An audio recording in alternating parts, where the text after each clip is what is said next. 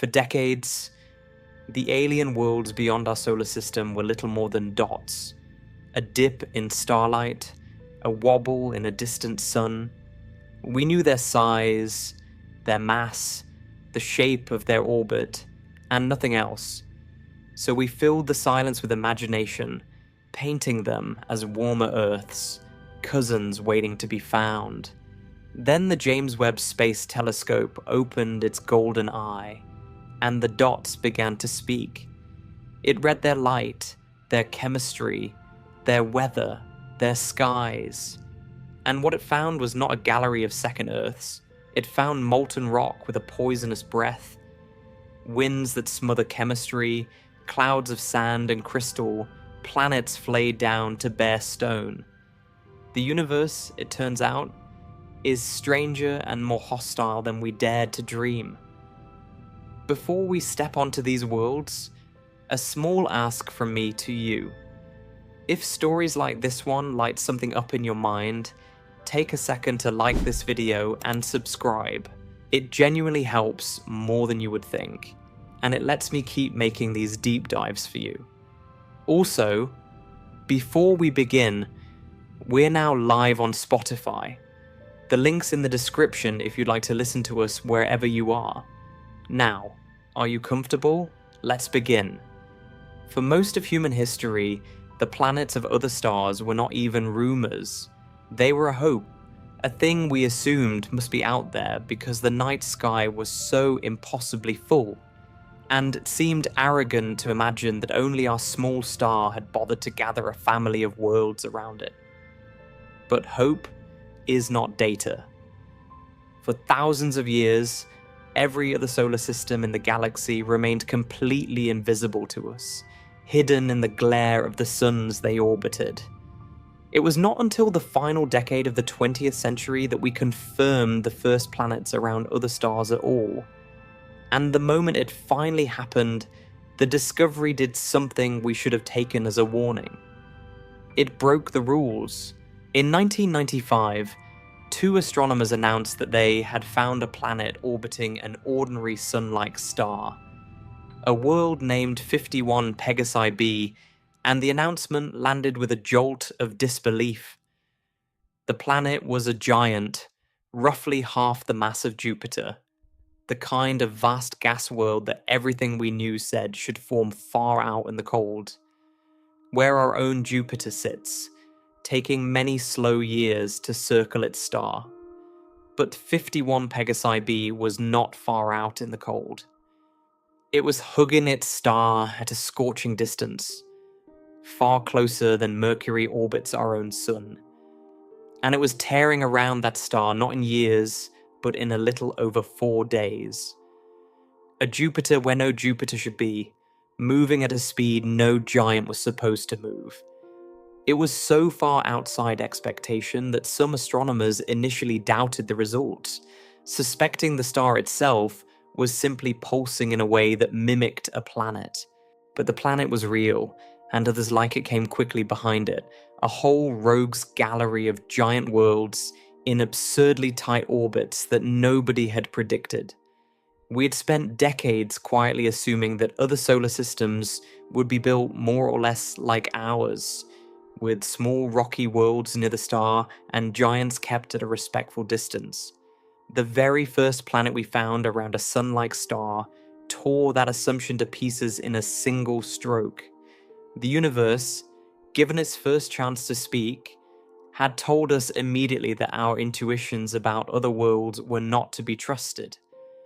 That should have prepared us for everything that followed. It did not. Because even as the strange new planets piled up, we still knew them only as numbers, and numbers are easy to tame with imagination. A bizarre orbit is startling, but it is still just an orbit, a line on a diagram.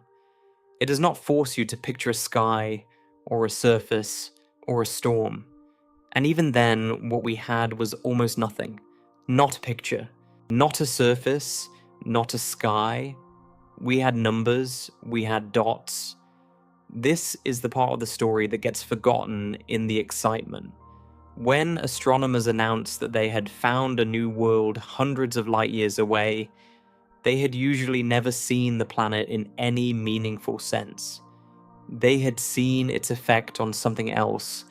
They had watched a star and noticed that something unseen was tugging at it, or briefly dimming it. And from those faint disturbances, they reconstructed the existence of a planet the way you might infer a swimmer in a dark lake spreading across the surface. The swimmer stays invisible. You only ever see the water move. For more than 2 decades, that was the entire science of alien worlds. We were reading ripples.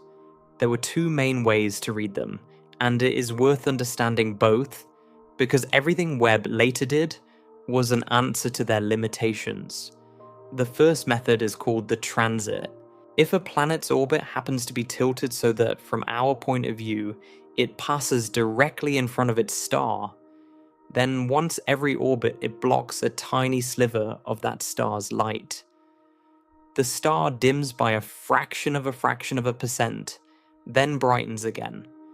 Measure how much light is lost, and you can work out how big the planet is. That is genuinely powerful. But notice what it gives you, and what it does not. It tells you the size of the shadow. It tells you nothing about what is casting it. A ball of rock and a ball of cloud and a ball of pure iron would all carve the same bite out of the starlight if they were the same width. The transit hands you a silhouette and asks you to imagine the rest.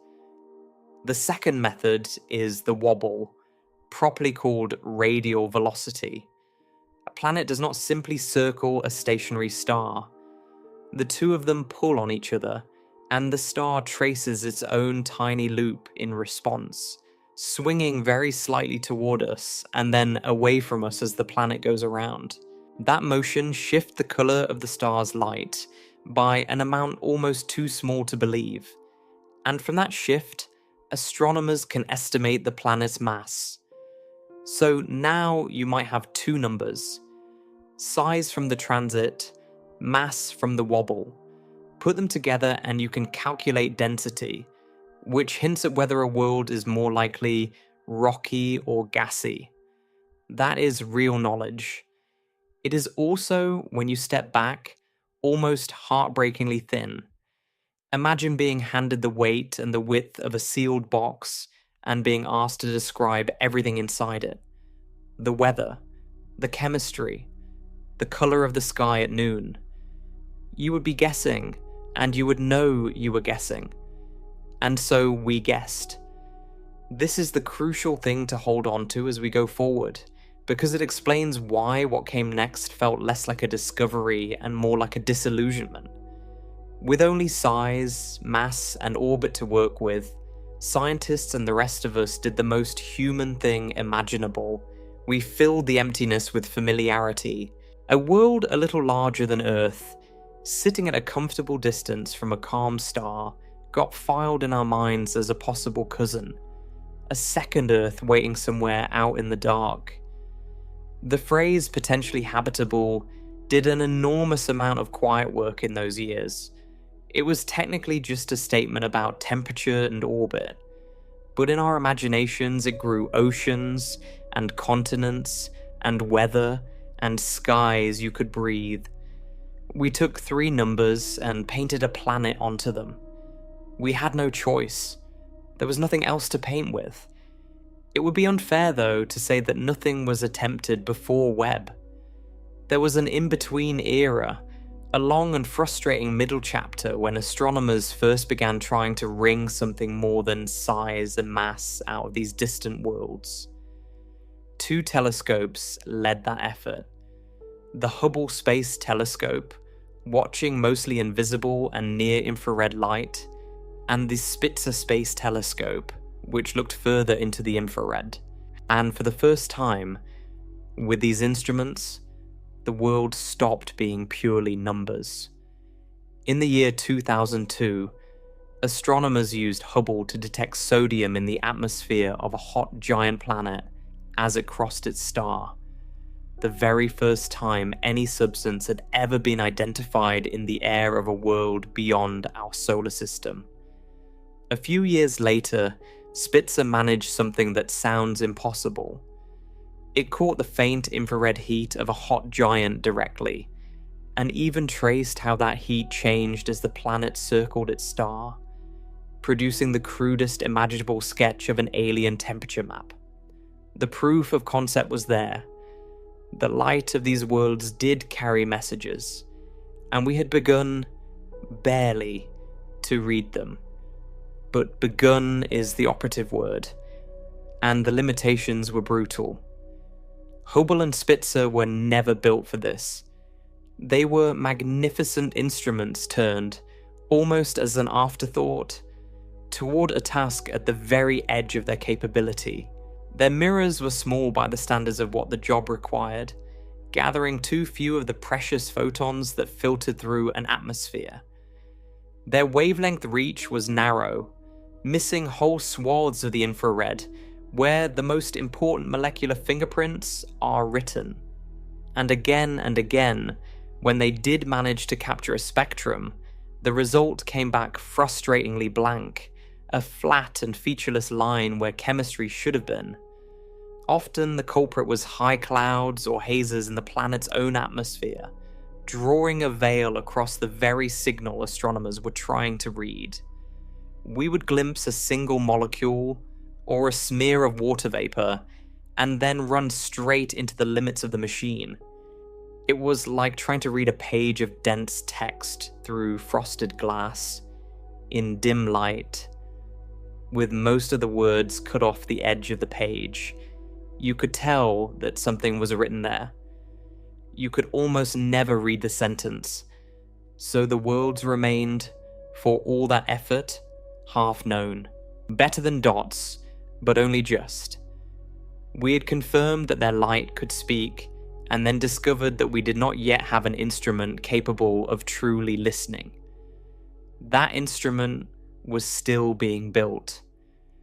Then, the James Webb Space Telescope changed what light itself could tell us, and the painting began to peel. To understand why Webb was such a violent break from everything before it, you have to understand what it was actually built to do. Webb does not mainly take pretty photographs of planets. It almost never sees the planets at all in the way you are imagining. What it is, underneath the gold-coated mirror and the tennis court-sized sun shield, is the most sensitive instrument ever flown for splitting light apart and reading what is written inside it. Light is not a single thing. When you spread a beam of it out the way a prism spreads sunlight into a rainbow, you reveal that it is made of countless individual colors, and the exact pattern of those colors carries a hidden message. Every molecule in the universe absorbs light at its own specific set of colors. Like a fingerprint, like a barcode pressed into the spectrum, water leaves one pattern, carbon dioxide leaves another. Sulfur, sodium, methane, iron vapor, each writes its own signature into the light that passes through it or shines off it. Webb's true gift is that it can read those barcodes from across the galaxy. But to read them, Webb had to solve a problem that had defeated every telescope before it. And the problem is worth understanding because it explains why this machine looks and lives the way it does. Most of the fingerprints that matter, the signatures of water, of carbon dioxide, of methane, and the other molecules that make up a planet's air, are not written in visible light at all. They are written in the infrared, the long, low wavelengths beyond the red edge of what your eyes can see. That is also where cool, faint objects like planets do most of their glowing. So if you want to read the chemistry and feel the heat of distant worlds, the infrared is where you must look. And there is the trap. Everything warm glows in the infrared. You do. This room does. The ground does. The air does. A telescope itself does, radiating its own infrared light from its own faint warmth. point a warm telescope at the faint infrared whisper of a distant planet, and the telescope's own glow swamps that whisper entirely. The instrument blinds itself with its own heat. The only way to win is to make the telescope colder than almost anything around it, and to lift it above the warm, glowing blanket of Earth's own atmosphere. And so Webb does not orbit close to Earth the way Hubble does. It sits roughly 1.5 million kilometers away, nearly 4 times farther than the Moon, at a gravitationally stable point in space where it can hold steady and stare. There it unfurls its great 5-layered sunshield, blocking the heat of the Sun, the Earth, and the Moon all at once. And behind that shield, the telescope chills down to around 40 Kelvin, roughly minus 233 degrees Celsius. A cold so deep, it is only a few dozen degrees above the absolute zero of the universe itself. Only when it is that cold, that still, and that far from every warm and glowing thing, does Webb fall quiet enough to hear what it was built to hear. The faint infrared light of a planet it will never visit, carrying the chemistry of an alien sky across hundreds of years of empty space. That is the machine. Now watch how that single ability transforms a dot into a world. Take the transit again, the same trick we had before, a planet crossing in front of its star. In the old days, all we measured was how much light went missing. But during that crossing, if the planet has an atmosphere, a thin ring of the star's light does not simply get blocked. It grazes the very edge of the planet and filters through its air on the way to us. And in that brief moment, the molecules in that alien atmosphere stamp their fingerprints onto the starlight. They each steal their own specific colors out of the beam. When Webb reads the spectrum and finds certain colors mysteriously dimmed, it is not guessing what the air is made of. It is reading the chemistry directly, written by the planet's own sky onto its star's light. This is called transmission spectroscopy, and it turned the transit from a measurement of a shadow into a chemical analysis of an atmosphere we will never visit. That is only the first of Webb's powers. There is a second, almost stranger one.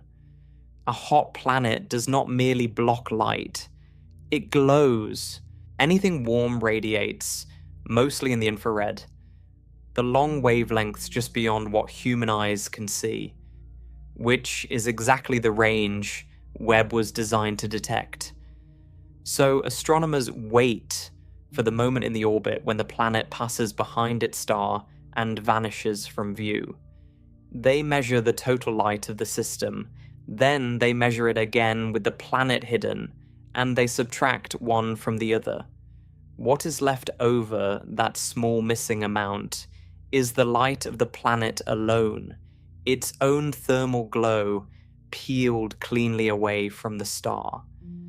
From it, Webb can read the temperature of the planet's day side and the fingerprints in its emitted light.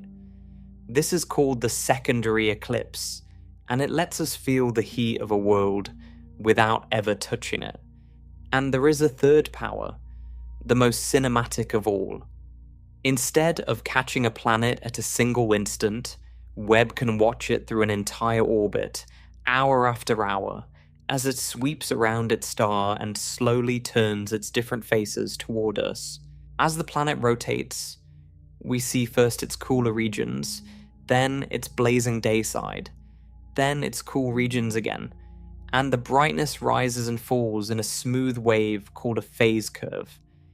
Hidden in the exact shape of that wave is a map. From it, scientists can reconstruct where a planet is hot and where it is cold, whether one side bakes while the other freezes, and how violently the winds carry heat around the globe. It is the closest thing we have to a weather report for a world that is nothing more than a point of light. Only rarely, and only for a very particular kind of object, can Webb skip all of this indirection and capture a planet's light directly, separating that faint glow from the overwhelming blaze of its star. This is direct imaging, and it is monstrously difficult, because trying to see a planet beside its star is like trying to spot a firefly hovering beside a lighthouse from miles away, with the lighthouse beam pointed straight at your eyes.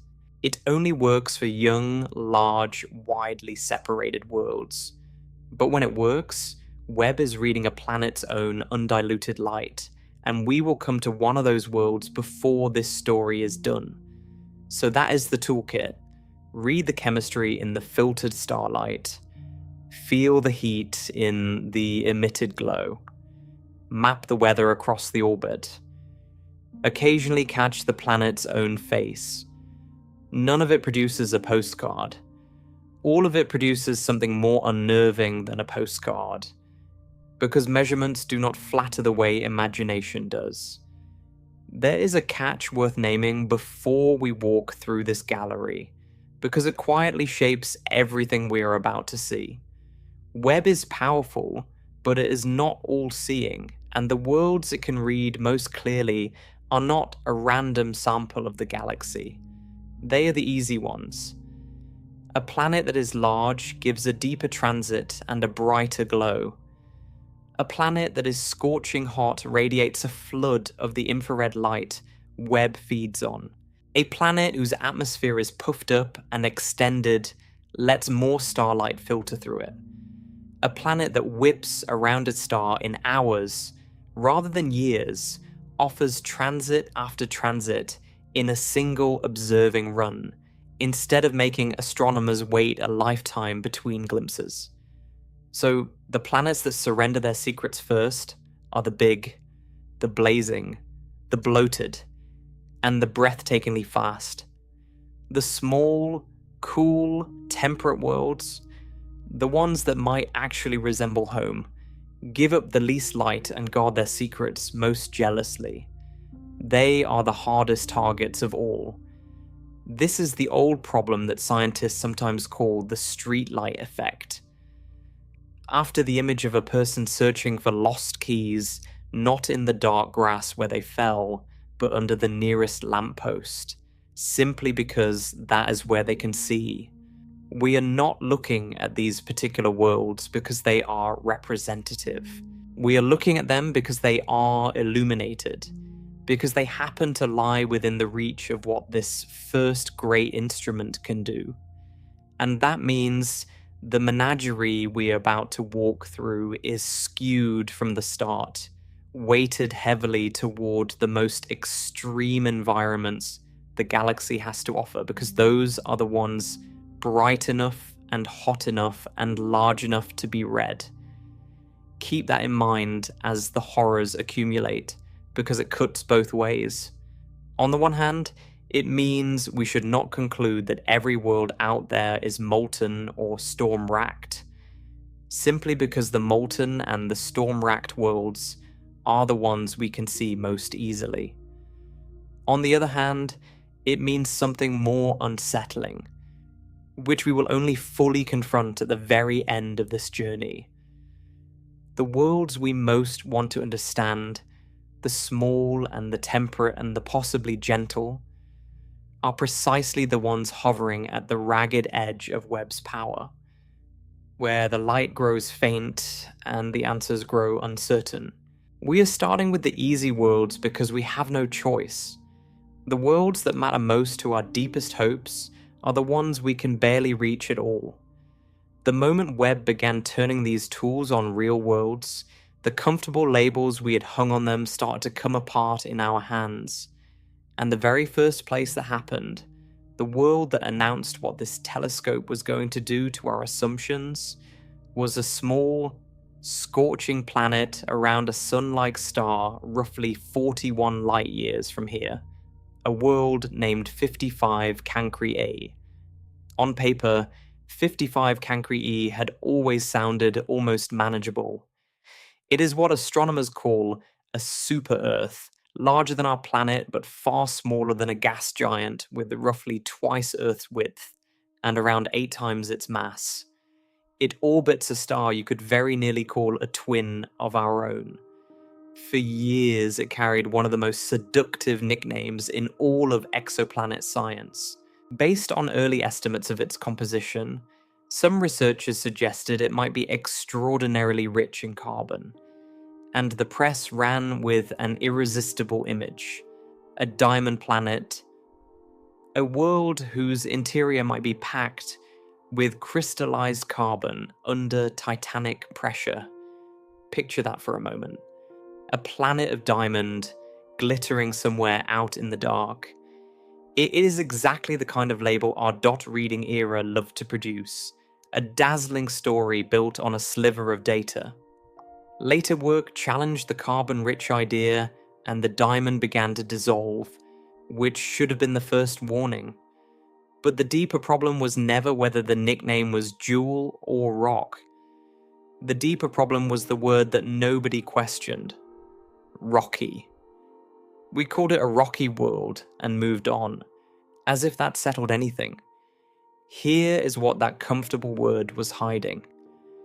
55 Cancri E does not orbit a star at a gentle, life-friendly distance. It orbits so close that a single year there, one complete loop around the star, takes less than 18 hours. Let that land. While you sleep tonight, this planet would complete an entire year and begin another. At that range, it is almost certainly tidally locked. One hemisphere pinned forever toward the star, the other turned eternally away. The day side is heated to temperatures that turn the very idea of a solid surface into a question. We are talking about a hemisphere hot enough to exceed 2000 degrees Celsius. Hot enough that rock itself does not merely soften but melts and, in places, boils. The leading picture of 55 Cancri E is not a quiet stony ball at all. It is a world whose sunward face may be a churning ocean of molten rock, a global lava hemisphere with whatever counts as its surface glowing like coal pulled straight from a furnace. The label said rocky. The reality was magma. But the truly disorienting part, the thing that made this world the perfect opening statement for the Webb era, is what the telescope found when it actually looked. By every simple expectation, a planet this close to its star, blasted by stellar radiation and stripped by stellar wind, should be utterly bare. Any atmosphere it was born with should have been torn away and lost to space long ago, leaving a naked rock roasting in the light. The way an airless world like Mercury bakes in our own system. That was the sober prediction, a scorched stone with no air at all. So when researchers pointed Webb at 55 Cancri E, using both its near-infrared and its mid-infrared instruments to catch the planet's own glow, the question they were really asking was simple. Is there anything there to breathe at all? Or is this just hot, bare rock? The answer that came back, reported in work led by researchers in 2024, was not what the bare rock prediction wanted. When Webb measured the planet's heat across the mid-infrared, it did not see the searing, lopsided signature you would expect from a naked surface, where the day side glows ferociously and nothing carries that heat anywhere else. Instead, the planet's emission came in lower and smoother than a bare rock should allow, in a way most naturally explained if heat is being moved around the planet. And the only thing that could pick up heat on a blazing day side and carry it elsewhere is a fluid, an atmosphere, a real one, thick enough to redistribute energy across a world of molten stone. On top of that, a separate look in the near-infrared turned up a tentative absorption feature, a dip in the light at the colours where carbon dioxide or carbon monoxide leave their fingerprints. Read together, the measurements pointed somewhere astonishing. This incinerated lava world, which by all rights should be airless, appeared to be wrapped in a genuine atmosphere, very possibly one rich in carbon-bearing gas. Now, this is exactly the moment where a lesser story would overreach, and where it matters to be honest about what Webb did and did not establish, because the honesty is more unsettling than the hype. Webb did not photograph an alien sky. It did not see clouds or weather or a surface. What it measured was the planet's heat and a faint chemical hint inside that heat. And from those, it inferred the presence of an atmosphere. And the inference, while compelling, is genuinely unfinished. When researchers tried to pin down exactly what this atmosphere is made of, they ran straight into a wall. The data is consistent with a whole family of very different compositions.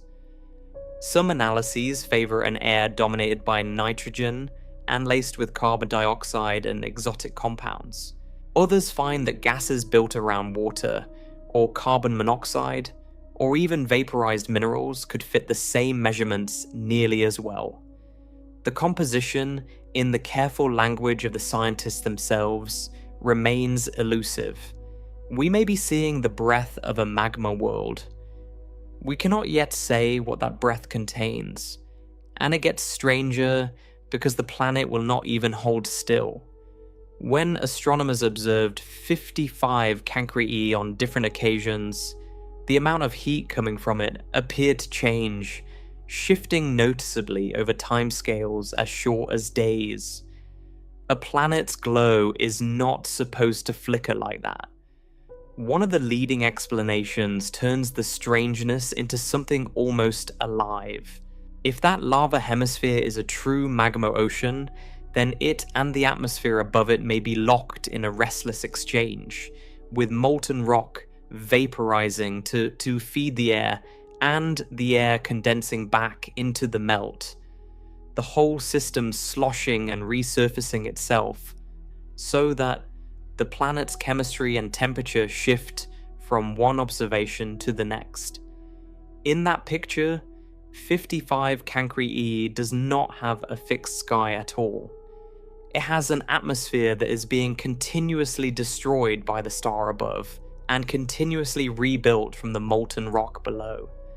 A thin, poisoned, ever-changing veil bubbling up off an ocean of liquid stone.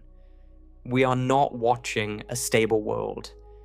We may be watching a world remaking its own air in real time. Hold the whole picture together for a moment, because the shape of it is the shape of everything still to come. We began with 3 numbers. Size a little more than twice Earth's, mass about 8 times Earth's, an orbit, very close, very fast. From those numbers, our imaginations built a rocky cousin, even gilded it with diamond. Then a telescope read the planet's own light, and the cousin dissolved into something with no analogue in our experience at all. A lava-faced super-Earth on a year shorter than a single day and night here, possibly cloaked in a carbon-tainted atmosphere it conjures from molten rock and cannot keep, glowing and flickering and refusing every clean category we tried to force onto it. Not rocky in any sense that word has ever meant on Earth, not airless, as the simple models insisted it must be, not familiar, not knowable from a label, only real and far more hostile than 3 numbers ever let us see. That is the discovery underneath the discovery, and it is the reason the rest of this journey grows steadily darker. It is not that Webb found one nightmare world. It is that the very first world it examined this way revealed how thin our descriptions had always been. How much horror a single reassuring adjective could conceal. If the word rocky could hide an ocean of molten stone breathing poison into space, then every other comfortable word in our vocabulary was suddenly suspect too. Hot Jupiter, cloudy, temperate, potentially habitable. Each of them was a label hung on a dot, waiting for a telescope sensitive enough to tear it down. And 55 Cancri E, for all its molten violence, is in one sense the gentlest place we will go, because at least its hostility is the kind we half expected, from something sitting that closer to a star. The worlds ahead are stranger. We are about to leave the small, scorched rocks behind and turn Webb's eye onto the giants. The enormous tidally locked planets where one face is locked in permanent day and the other in permanent night. Where winds move at speeds that would flatten anything we have ever built, and where, as we are about to see, the weather does not merely batter the sky, it reaches into the air and rewrites the chemistry itself, erasing molecules that have every right to exist. The lava world showed us that a label could lie about a surface. The next worlds will show us that a label can lie about the very air, and that the storms blowing across these planets are stranger and more violent than the word weather was ever meant to hold. When 55 Cancri E dissolved the word rocky, it left behind a lesson that should have prepared us for everything else. A label is only as honest as the data underneath it, and before Webb, the data was almost never there. But there was one category of alien world that seemed, on the surface, beyond the reach of this disillusionment: the hot Jupiters. These were the giants, the enormous gas planets that orbit absurdly close to their stars, and we thought we already understood them. They were big, they were obvious, and they had been studied longer than almost any other kind of exoplanet because their sheer size made them easy to find. We had grown comfortable with the phrase hot Jupiter the way you grow comfortable with the name of a street you drive down every day without ever once looking at the houses. We assumed familiarity. Webb took that assumption and turned it inside out, because it turns out that when you can actually map the weather on one of these worlds, hour by hour across an entire orbit, the word hot does not begin to describe what is happening there. And neither does the word weather. To see why, we need to leave the small scorched rocks behind and travel to a planet called WASP 43b, a gas giant about the mass of Jupiter, locked in a punishingly tight orbit around a cooler orange star, roughly 280 light years away. The first thing to understand about WASP 43a is the speed of its year. We have already met a world with a year shorter than an Earth day. This one is not far behind. WASP 43b races around its star once every 19.5 hours. But the number that matters most here is not the length of its year. It is the fact that, like 55 Cancri E, this planet is almost certainly tidally locked, its rotation and its orbit synchronized so perfectly that one entire hemisphere is held toward the star for all of eternity, while the other is turned away into permanent darkness. There is no sunrise on WASP 43b. There is no sunset. There is a dayside that has been burning without pause for longer than humans have existed, and a night side that has never once felt the touch of its star. It is worth pausing on how a world ends up trapped like this, because tidal locking is not some rare misfortune. It is the almost inevitable fate of any planet that orbits too close to its star. And the mechanism is a slow and patient kind of violence. Gravity does not pull on a planet evenly. The side of the world facing the star is closer, and so it is tugged a little harder than the far side, and that difference in pull stretches the planet very slightly, raising bulges of rock and gas on the near and far faces, the same way the moon's gravity raises the tides in Earth's oceans. Now, suppose the planet is spinning, turning faster than it orbits, as young planets usually do.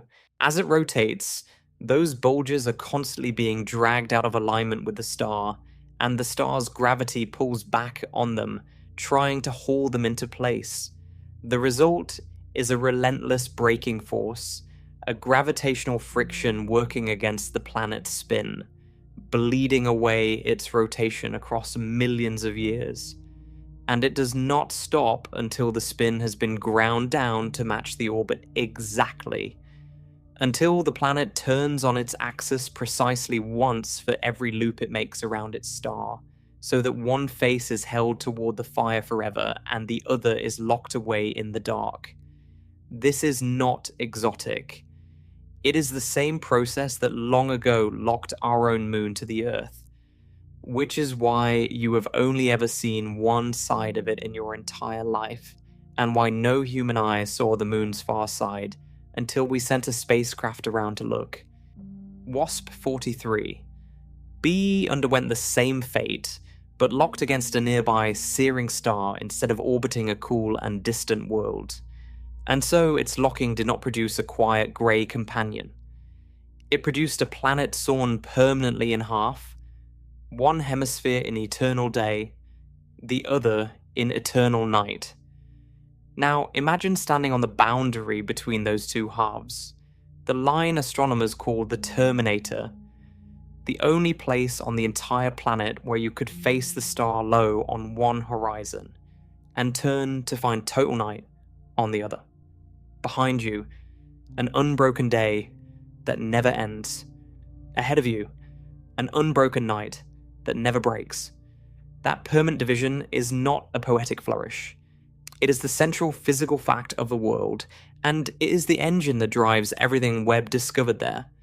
Because when you heat one half of a planet relentlessly and let the other half sit in the cold, you create a difference, and nature despises a difference. The atmosphere will do anything to close it, and the way it tries to close it on WASP-43b is through violence. Here is what Webb actually did at this world, and it is worth being precise, because the method is part of the wonder. Astronomers used the telescope's mid-infrared capabilities to stare at the WASP-43 system continuously for more than a full day, watching the combined light of the star and planet rise and fall as the planet swept through an entire orbit and turned each of its faces towards us in sequence. As the searing day side rotated into view, the system brightened. As the dark night side came around, it dimmed. The shape of that rising and falling wave, the phase curve, is a coded map. And when researchers decoded it, they were able to do something that would have been pure fantasy a generation ago. They built a temperature map of a planet hundreds of light years away. They measured how hot each side of WASP-43b actually is. The numbers are brutal. The day side of WASP-43b glows at an average brightness temperature near 1500 Kelvin, which is roughly 1250 degrees Celsius, hot enough to melt iron and most rock with ease. That, by itself, is the sort of figure we had vaguely expected from a hot Jupiter, and on its own, it would just be another entry in the long catalogue of very hot planets. But the phase curve gave us the other half of the world, the half no one had ever measured directly, and that is where the horror lives. The night side of WASP-43b, the hemisphere that has never seen its star, still glows at around 860 Kelvin, close to 600 degrees Celsius. Sit with the strangeness of that. The dark side of this planet, the side in eternal night, is hotter than the inside of a self-cleaning oven at its highest setting. There is no relief on WASP-43b. There is only the difference between unimaginably hot and slightly less unimaginably hot, a gap of roughly 650 degrees between the two hemispheres, and the entire atmosphere of the planet is bent toward bridging that gap. It bridges it with wind. To carry heat from a day side that bakes to a night side that merely smoulders, the air has to move, and on a world with this much energy pouring into one hemisphere, it moves at speeds that make our own planet's worst storms look like a held breath. The models that match Webb's data require winds tearing around WASP 43b at thousands of kilometers per hour, a permanent planet-wide gale screaming off the dayside and racing across the Terminator into the dark. There is no calm anywhere. There is no eye of the storm, no sheltered valley, no quiet morning. The whole world is a single circulating system of superheated air in perpetual, supersonic flight from the fire into the night and back again. The label Hot Jupiter had given us a temperature. The phase curve gave us a climate, and the climate is a scream. But Webb did not stop at mapping the heat. And this is where WASP 43b stops being merely a story about temperature and becomes something far more disquieting. Hidden in that same light was evidence about the air itself, and two findings in particular rewrote what we thought a giant planet sky could be. The first concerns the night side. When researchers compared the planet's measured glow to detailed three-dimensional models of its atmosphere, the only versions that fit the data well were the ones in which the night side is not clear at all, but blanketed in cloud. Not water cloud, of course. Nothing so mild could survive here.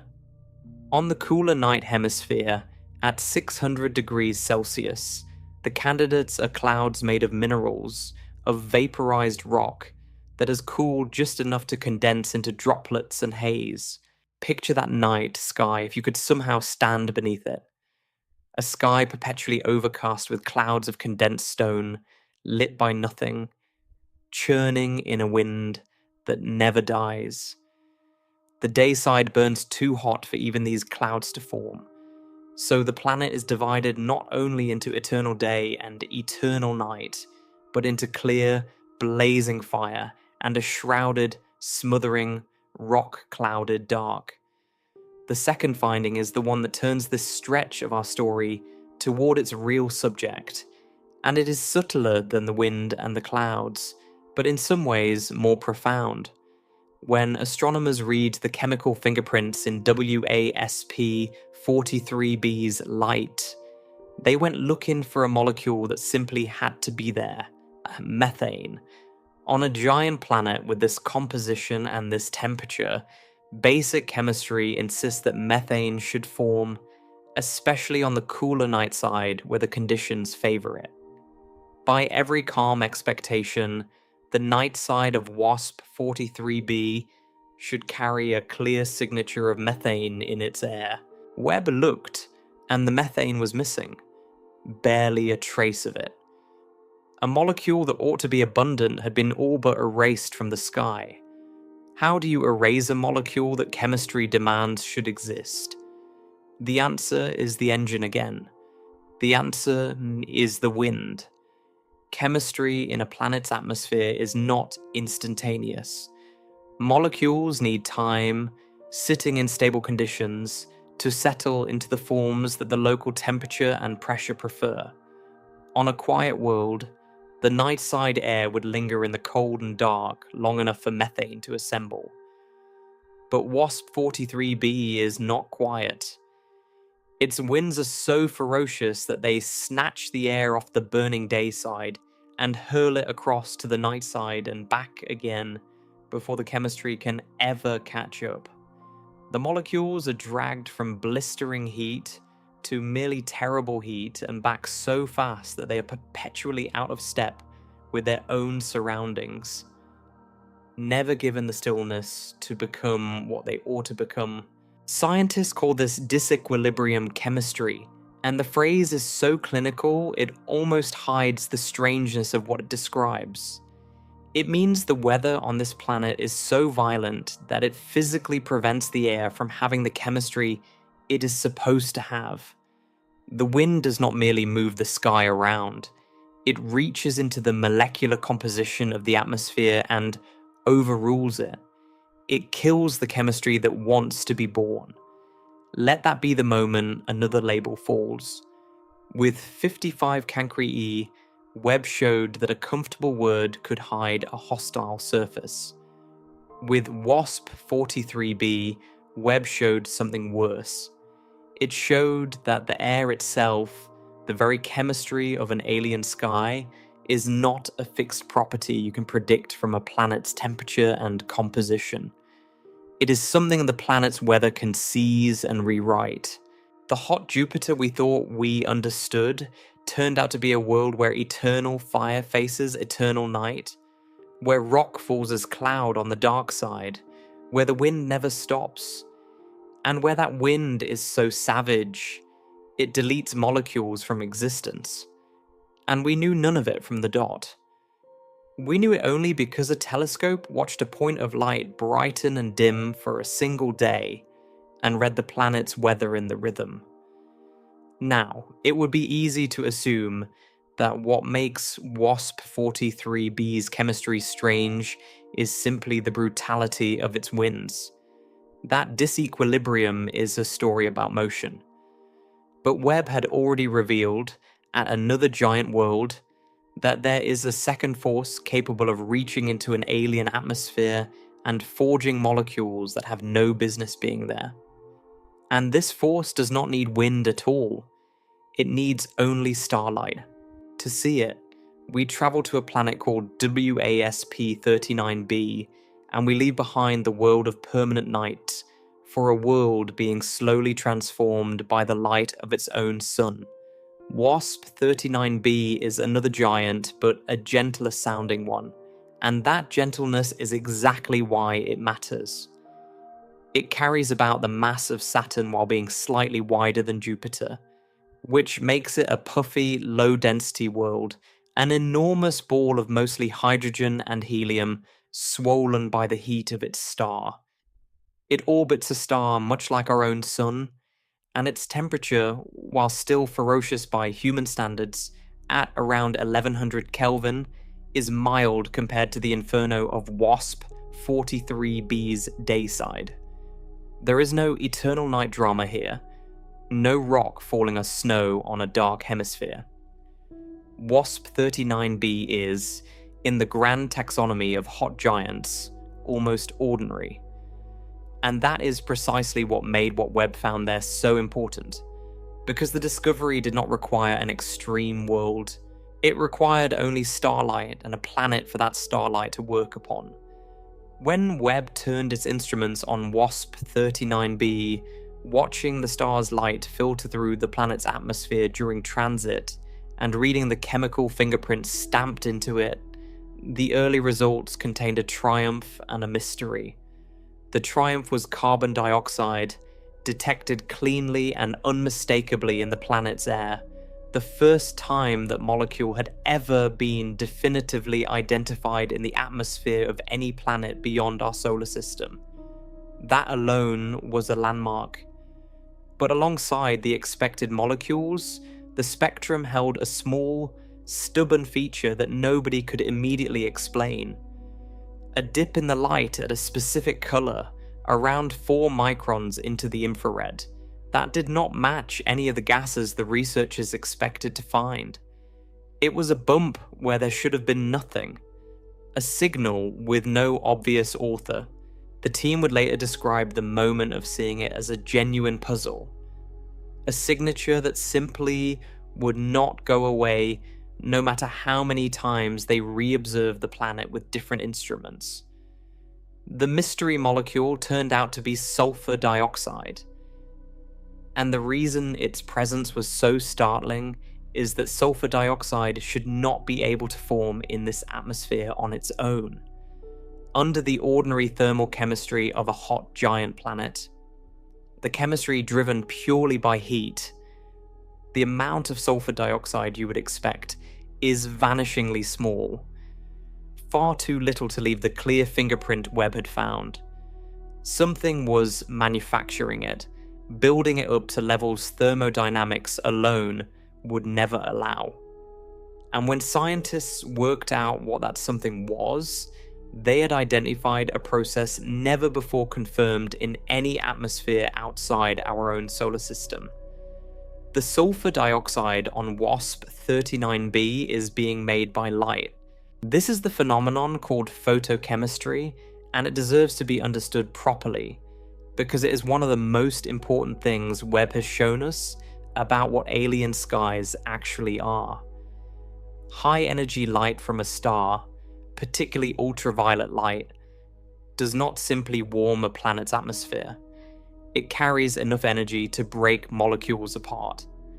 When that ultraviolet light strikes the upper air of WASP 39b, it shatters molecules of hydrogen sulfide, a sulfur-bearing gas, ripping them into fragments and freeing the sulfur atoms locked inside. Those liberated fragments then recombine with oxygen drawn from other molecules, and through a cascade of reactions, each step triggered and sustained by the relentless starlight, they build their way up to sulfur dioxide. The star is not just heating this planet, it is performing chemistry on it. It is reaching into the atmosphere with its ultraviolet light and assembling new molecules out of the pieces of old ones. A vast, planet-wide reaction running continuously in the upper sky, powered entirely by the light pouring down from above. You have actually witnessed a distant cousin of this process every time you have stayed out too long under a bright sky and felt your skin begin to burn. The sunburn is ultraviolet light driving chemistry in your own tissue. And the protective ozone layer high in Earth's own atmosphere, the shield that keeps most of that ultraviolet from reaching the ground, is itself built by photochemistry, by sunlight forging ozone out of ordinary oxygen. So this is not some exotic alien magic. It is the same fundamental physics that shapes the sky above your head. But on WASP 39b, Webb caught it happening on another world for the very first time. And in doing so, it revealed a truth that quietly undermines yet another comfortable assumption. We had imagined alien atmospheres as more or less static things, mixtures of gas determined by a planet's birth and its temperature. Webb showed that an atmosphere is something a star actively works upon, something being continuously transformed by the light that falls on it. Its chemistry written and rewritten by its sun. And this is the conceptual thread that binds WASP 43b and WASP 39b together into a single, deeper revelation. At the first world, the wind reached into the air and erased a molecule that should have existed. At the second, the starlight reached into the air and created a molecule that should not have. Two completely different forces, motion and radiation, both demonstrating the same unsettling principle. The air of an alien planet is not a fixed thing you can read off a label. It is a dynamic system, perpetually shaped by forces that the old categories never accounted for. When we said hot Jupiter, we pictured a static ball of hot gas. The reality is a churning, irradiated, chemically active environment in which the weather can delete chemistry and the starlight can forge it, where the very molecules in the sky are the temporary outcome of a relentless contest between heat, wind, and light. It is worth pausing to be exact about what Webb measured at these worlds and what remains inference, because the precision is what separates this from fantasy, and the honesty is once again more disturbing than any exaggeration could be. At WASP 43b, the dayside and nightside temperatures are direct results of the phase curve measurement. Those numbers are real, read straight from the planet's changing glow. The presence of night-side clouds and the deletion of methane by violent winds are strong, well-supported interpretations, the explanations that best fit the data when compared against detailed atmospheric models. But they are interpretations of the light rather than photographs of clouds or direct images of wind. At WASP-39b, the detection of carbon dioxide and sulfur dioxide is robust, confirmed across multiple instruments, reading multiple fingerprints in the spectrum. The conclusion that the sulfur dioxide is built by starlight-driven photochemistry is an inference, but an exceptionally strong one, because no other known process can account for the amount that Webb detected. In neither case did the telescope see a surface or a sky in the way you see a landscape. In both cases, it read the chemistry and the temperature out of the light, and in both cases what it read was stranger and more hostile than the names we had given these worlds. Step back and look at how far the labels have fallen already in this journey. We started with worlds that were 3 numbers and an act of imagination. We turned a telescope on them, and a lava planet refused to be merely rocky, breathing a poisoned atmosphere it cannot keep.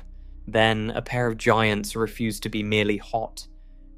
One of them a world of eternal fire and rock-clouded night where the wind murders chemistry.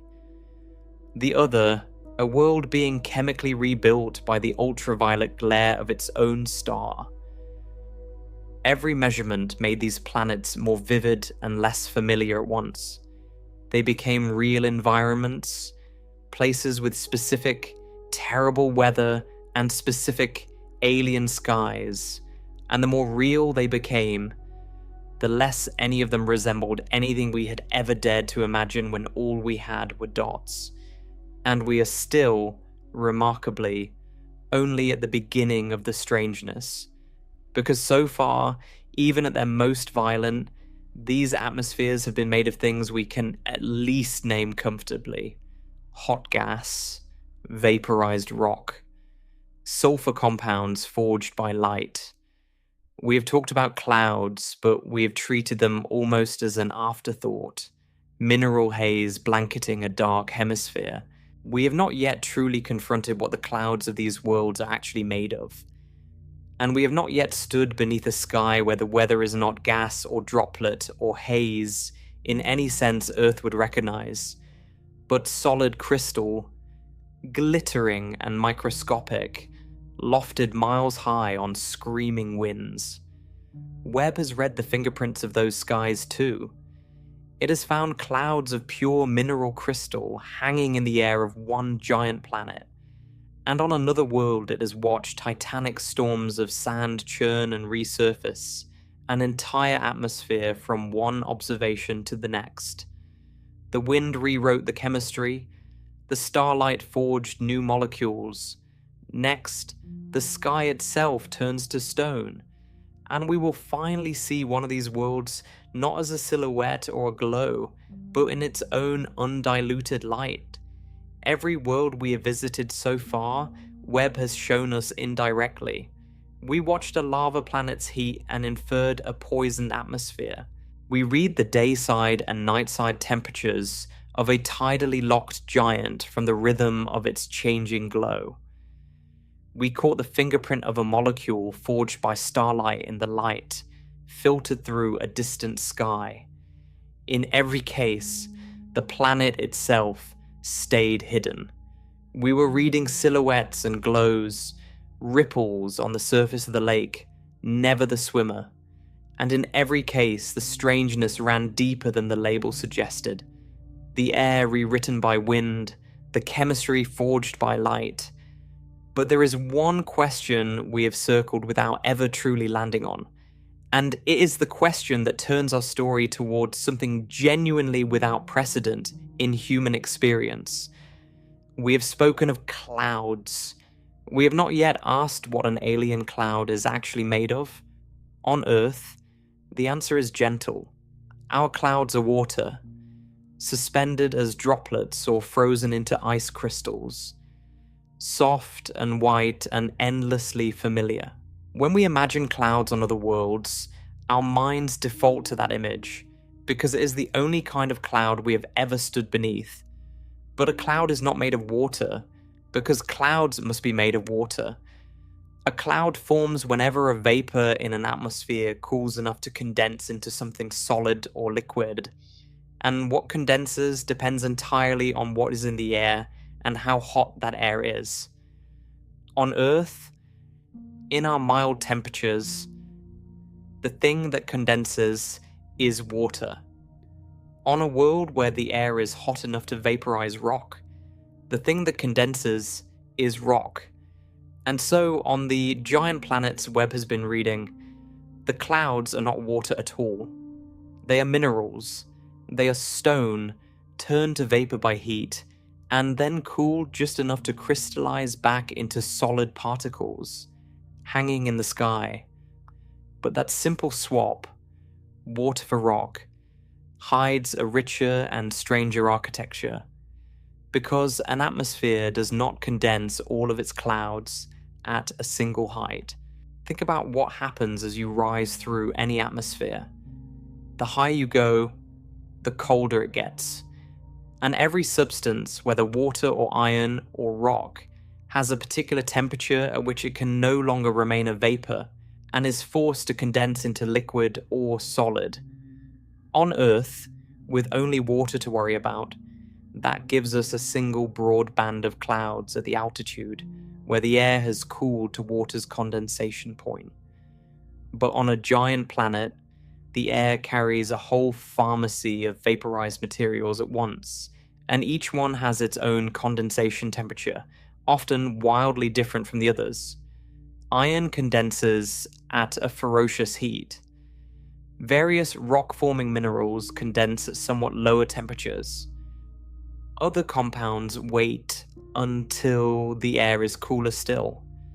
The result is that a hot giant does not have one cloud layer. It has many, stacked one above another like the floors of a building, sorted by temperature and therefore by altitude. Deep down, where the atmosphere is hottest, only the most stubborn, heat-resistant materials can condense.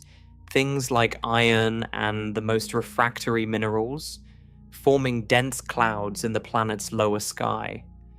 Higher up, where the air has cooled, other minerals reach their own condensation points and condense out into their own separate decks.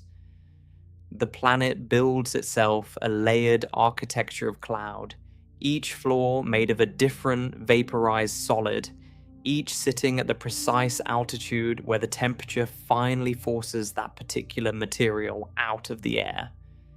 A single sky, divided into strata of different stone. This is why the discovery at any given world tells you not just what its clouds are made of, but how hot the layer is where Webb happened to be looking. When the telescope reads quartz high in the atmosphere of a planet, it is reading a specific floor of that building. The altitude where silica, of all the materials present, was the one being forced to crystallize. Change the temperature of the planet, and you change which materials condense and where, and therefore which clouds a telescope will find. A hotter world might hide its silica deep below and show only iron-bearing haze. A cooler one might never get hot enough to vaporize rock at all. The clouds are a thermometer as much as they are weather, and reading them is a way of taking the temperature of a sky you will never touch. Hold that idea, because it transforms what comes next. The mineral clouds we are about to meet are not random curiosities. They are the visible, frozen-out signatures of exactly how hot each layer of an alien atmosphere is. The places where the sky grew cold enough, at last, to turn its vapor into stone. To understand what that truly means, we travel to a world 1,300 light years away. A planet so bloated and so strange that has become one of Webb's most important targets, a hot giant called WASP 17b. WASP 17b is, by almost any measure, one of the most extreme planets we have ever found, and the first extremity is its sheer size relative to its weight. It is a gas giant with a volume more than 7 times that of Jupiter, an enormous swollen sphere, and yet it carries less than half of Jupiter's mass. Think about what that combination means. You have a planet vastly larger than the biggest world in our solar system, but with so little material packed into that immense volume that its overall density is astonishingly low. It is one of the puffiest planets known, a giant inflated almost like a balloon by the heat pouring into it from its star. Its atmosphere so distended and extended that it makes an unusually generous target for starlight to filter through. That last detail matters enormously because the puffier the atmosphere, the more of the star's light grazes through it during a transit, and the clearer the chemical fingerprints Webb can read in the result. WASP 17b is, in a sense, a planet built by nature to have its sky examined. And when astronomers examine that sky with Webb's mid-infrared instrument, watching the planet cross in front of its star and reading the starlight that filtered through its swollen upper atmosphere, they found something in the spectrum that had never been seen on any planet beyond our solar system. There was a feature in the light, a distinctive bump at a wavelength near 8.5 microns. That did not match the molecules anyone expected. We have met that situation before, the unexplained feature, the signal with no obvious author, the same kind of stubborn bump that turned out to be sulfur dioxide on WASP 39b. But this feature was not a gas at all. When researchers worked out what could produce it, the answer was a solid. The bump was the spectral signature of quartz, tiny crystals of pure silica, the same fundamental mineral that makes up sand on a beach and glass in a window, hanging suspended in the high-altitude clouds of a planet 1,300 light-years away. This was the first time silica had ever been detected in the atmosphere of any exoplanet, and the strangeness of it is worth dwelling on because it is easy to read the word quartz and not feel the full weight of what is being described. We are not talking about dust blown up from a surface. WASP 17b is a gas giant. It has no surface in the sense Earth does, no ground from which sand could rise. These crystals are condensing directly out of the atmosphere itself. High in the planet's sky, where the temperatures and pressures reach exactly the right balance, silicon and oxygen are bonding together and freezing into solid crystals of quartz, condensing out of the vapor at exactly the altitude where the air has cooled enough to force them from gas into stone. The clouds of WASP 17b are not made of water, and not even of liquid droplets of any kind. They are made of microscopic shards of crystal, each one a true quartz nanocrystal, measuring only about 1/1,000,000th of a centimeter across, smaller than anything you could ever see, and they are forming and floating in their countless billions in the upper air of the planet. And these crystals do not hang there peacefully. Remember that this is a hot giant, a world wrapped in ferocious winds driven by the heat of its nearby star. Those winds seize the quartz crystals and carry them streaming around the planet, sweeping them up into high, drifting hazes that gather most thickly along the terminator, the boundary between the planet's day and night. Picture, if you can, what it would mean to fall through that sky.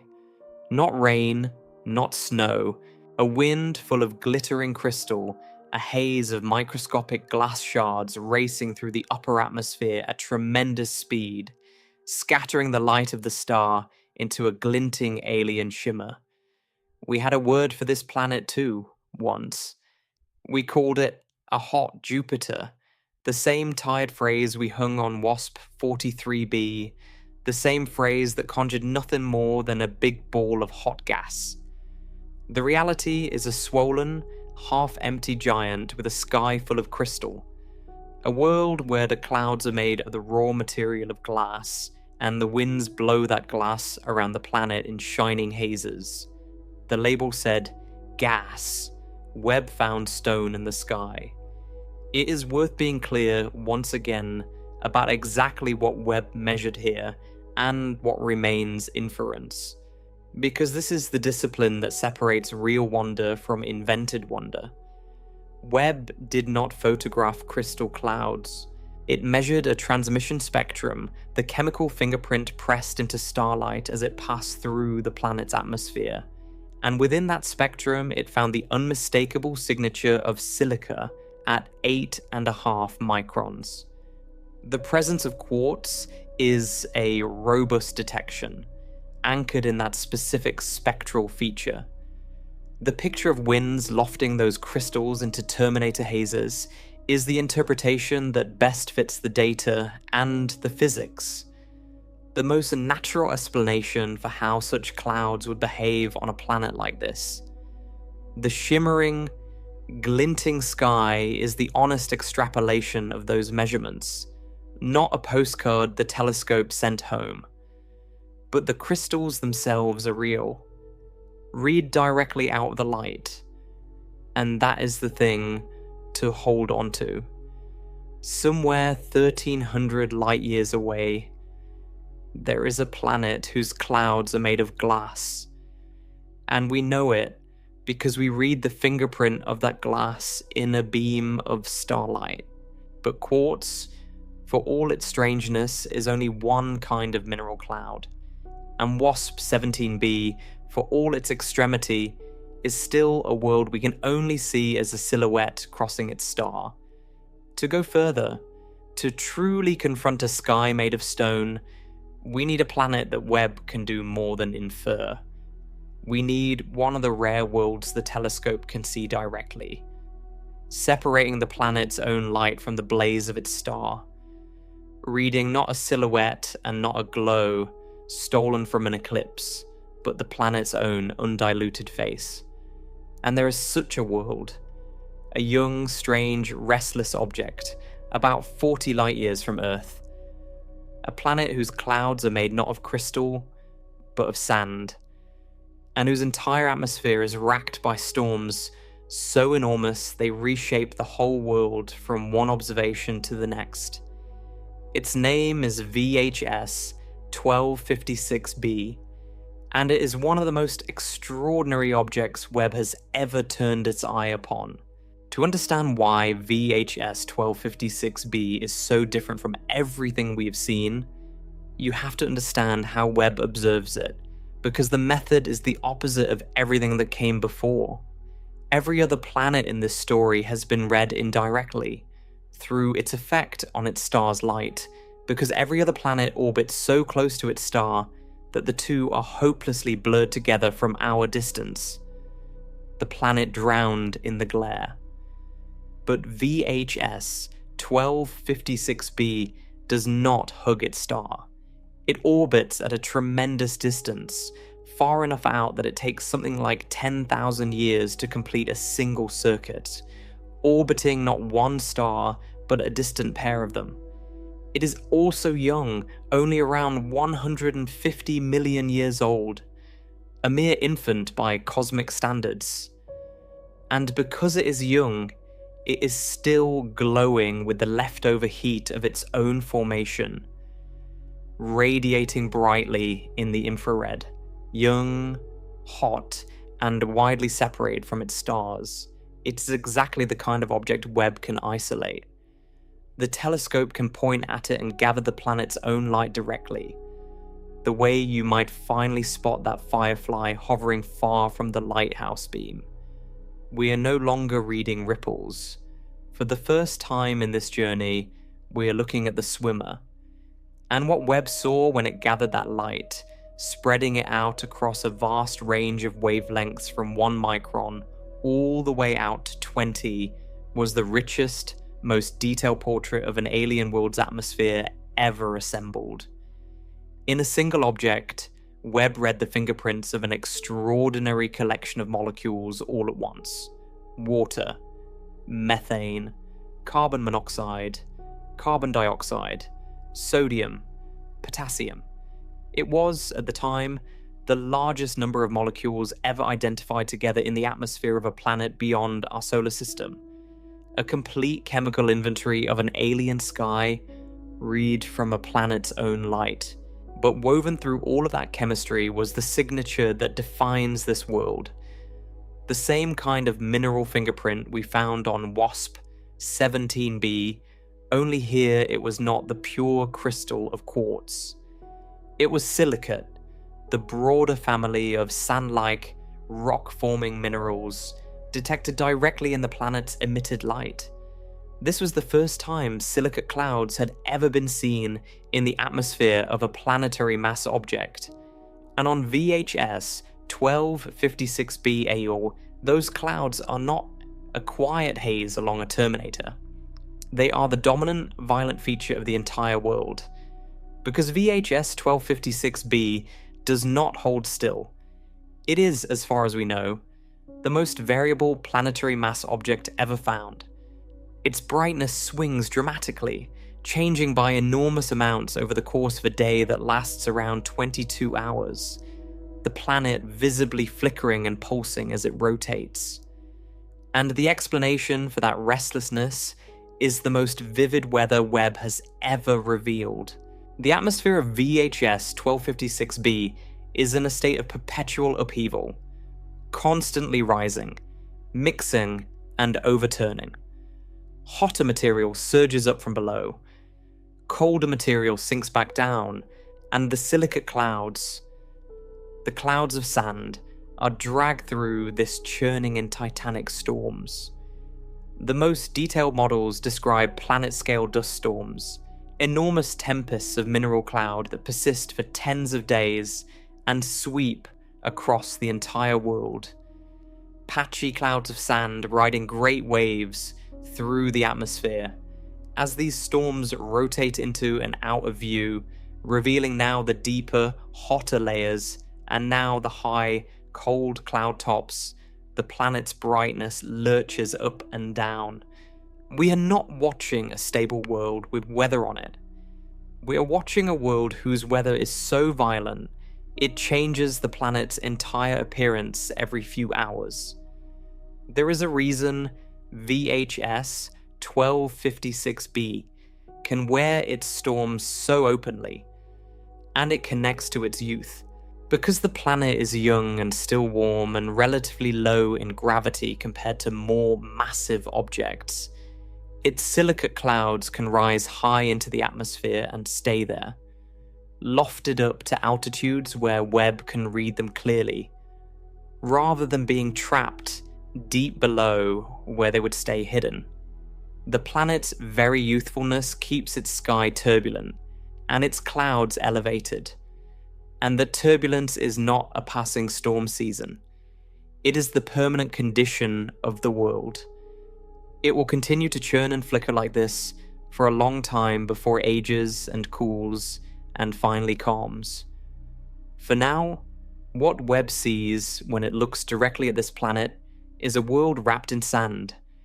Its sky, a perpetual dust storm of mineral cloud, glowing with its own heat and pulsing as the tempests roll around it. And here is something that should make VHS 1256b feel less like a freak and more like a warning. It is not alone. It belongs to a whole population of objects that sit in a strange borderland of the cosmos. The young, self-luminous giants, worlds and near-worlds still hot from their own formation, glowing in the infrared all on their own, without needing a star to light them. Some of these are giant planets that drift far from their stars, far enough that Webb and other telescopes can capture their light directly, the way we are capturing VHS 1256b. Others are brown dwarfs. The peculiar objects too massive to be called planets and too feeble ever to have ignited as true stars. Failed stars that radiate leftover warmth for billions of years. Between the largest planets and the smallest brown dwarfs, there is no clean line, only a blurred continuum of self-glowing worlds, and Webb has been reading their atmospheres one after another. What it keeps finding, again and again, is weather. These objects are not smooth and featureless. Their skies are cloudy, layered with the same kinds of mineral and metallic hazes we have been tracing, and many of them flicker and vary as they rotate, their brightness shifting as patchy clouds and storms turn into and out of view. VHS 1256b is the most extreme and most variable of them yet found, the loudest member of the chorus, but it is singing the same song as the rest. The lesson is not that one bizarre object happens to storm with sand. The lesson is that turbulent, cloud-racked, mineral-laden skies appear to be the ordinary condition of young giant worlds across the galaxy, a common stage that these objects pass through while they're still hot and restless and new. That generalization matters because it is the difference between a curiosity and a category. A single stormy world could be dismissed as a fluke. A whole population of them, all churning with mineral cloud, tells us that this kind of violent alien weather is not rare at all. It is one of the standard ways a world can be. And it means that scattered across the galaxy right now, around countless young stars, there are very likely uncounted giants wrapped in storms of crystal and sand, glowing in the dark, weathering tempests no human will ever witness, each one a sky turned to stone.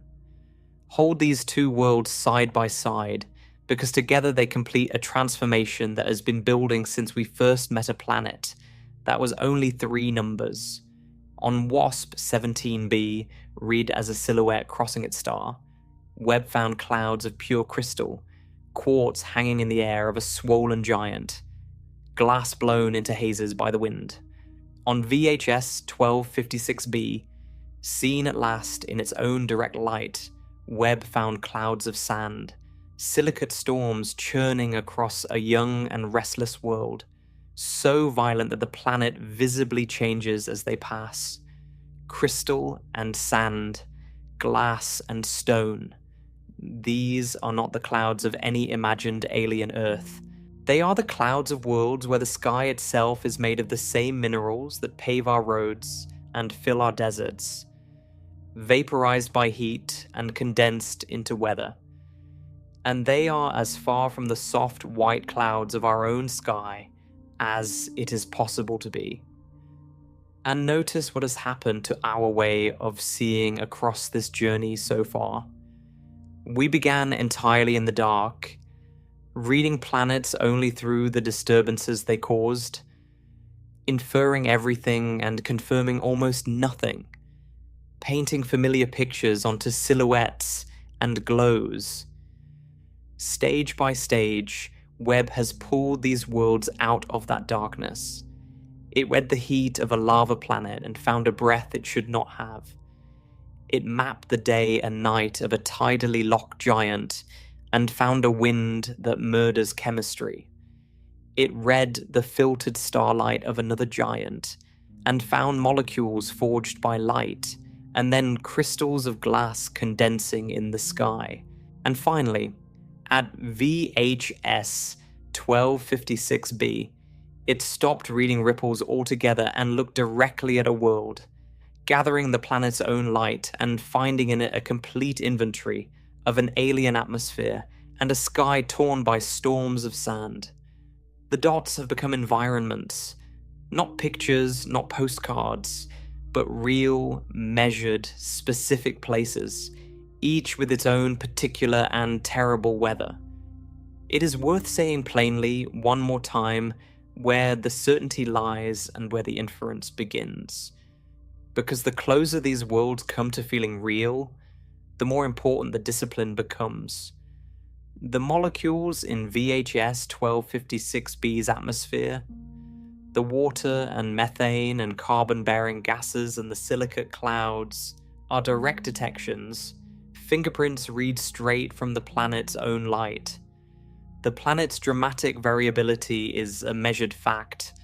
The brightness changes recorded over its rotation.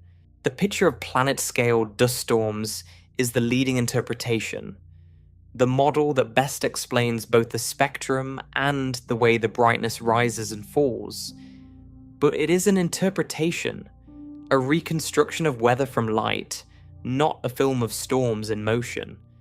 Webb didn't photograph sand blowing across an alien sky. It read the consequences of that weather in the planet's glow and worked backward to the storms. And yet what it read is real enough that we can now speak of this world's climate with a confidence that would have been unthinkable when it was only a faint point of infrared light beside two distant stars. This is the deeper thing Webb has been doing all along, beneath every individual discovery. It has been converting imagination into measurement, and in doing so, it has been steadily replacing the comfortable with the strange. Every world we hoped might be a little like home has instead become unmistakably itself. A place we could never have invented, governed by physics that gives it skies of crystal and storms of sand and winds that rewrite the air. And the worlds have grown stranger as we've gone, but they have all shared one quality.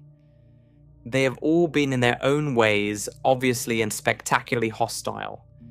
A lava planet, two scorched giants, a world of glass cloud, a world of sandstorms. None of them ever pretended to be welcoming. None of them ever carried the one label that matters most to us. The label we most want to find written on a distant world. The word that has driven the entire search for planets from the very beginning. That word is habitable. And it is the last label standing.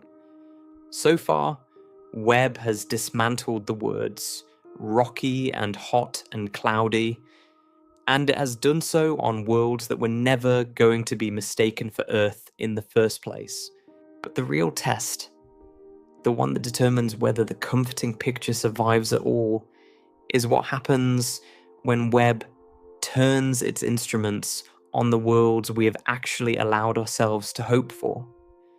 The small, rocky planets in the right place around their stars. The temperate worlds that occupy the orbits where liquid water could, in principle, exist. The planets we have quietly filed under second Earth and possible home. We have spent this journey watching labels fall on planets that never promised us anything. Now, at the close of this journey, we will watch the most cherished label of all confront the same unflinching measurement, and we will see what Webb has found when it looked closely at the worlds we most wanted to believe in. Some of them, it turns out, have been stripped down to bare and airless rock, and one of them gave us a signal so tantalizing that for a brief moment much of the world believed we had finally found a sign of life, before the measurement was examined more closely, and the hope began, quietly, to come apart. Everything in this story has been building toward a single confrontation, and it is time to face it directly. We have watched Webb dismantle one comfortable word after another, but always on worlds that never asked us to love them. A lava planet, a pair of scorched giants, skies of crystal and sand. None of them ever wore the label we actually care about. The one that has driven the entire search for other worlds from its very first day. That word is habitable, and behind it sits an even older and more powerful word.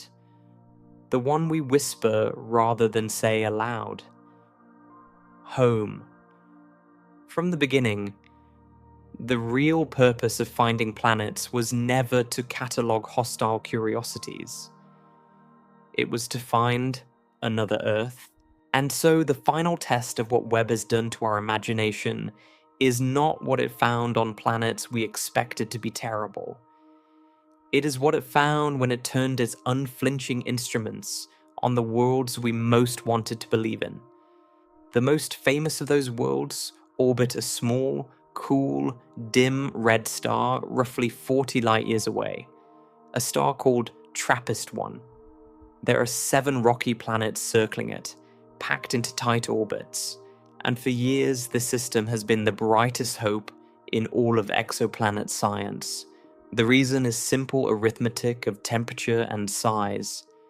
Several of these 7 worlds are close to Earth in size, genuinely rocky, and a few of them sit at distances from their faint star, where the temperature might, in principle, allow liquid water to exist on a surface.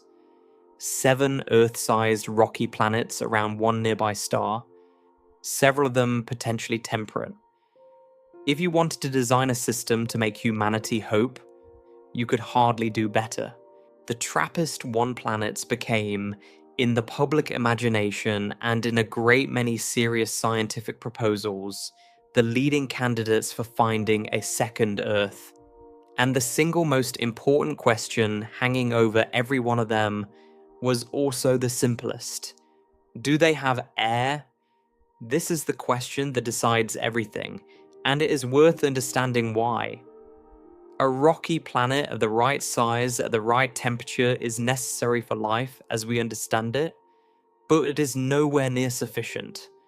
Without an atmosphere, a rocky world is just a stone, scoured by radiation, baking on one side and freezing on the other, with no air to breathe, no pressure to hold liquid water on its surface, no shield against the violence of its star.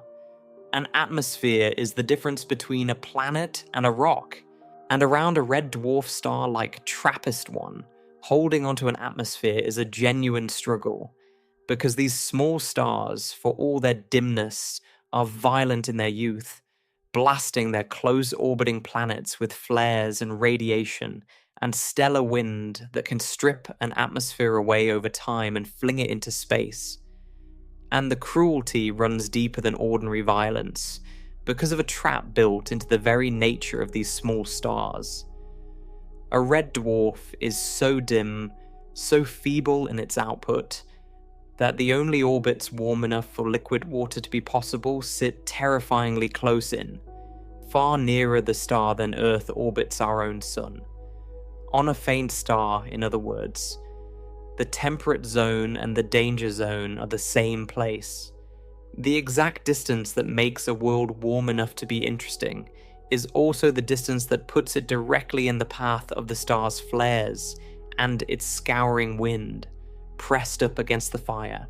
Around a star like our own sun, a planet can be both comfortably warm and safely distant, because the sun is bright enough to warm a world from far away. Around a red dwarf, that luxury vanishes.